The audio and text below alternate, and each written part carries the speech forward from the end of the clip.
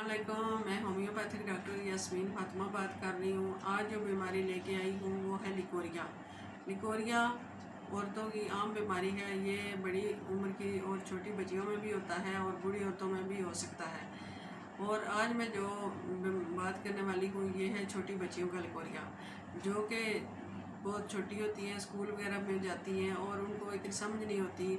इसकी वजूहत ये होती है कि वक्त पर पानी नहीं पीती और छोटा पेशाब भी रोके रखती हैं। बाज़ दफ़ा बच्चे खेलते रहते हैं, उनका खेल की तरफ ध्यान होता है और टाइम पर पेशाब नहीं करते, या फिर स्कूल जाते हैं और स्कूल में उनको टीचर वगैरह कहती हैं कि ना जाएं, या इस तरह कोई रोकता है तो फिर वो पेशाब करना भूल जाती हैं, देर हो जाती है। इस वजह से ये लिकोरिया हो जाता है और इसमें इसकी पेट में कीड़े भी वजह हो सकती है। और इसके लिए जो दवा है वो है कलकेरिया कार्बोनिका।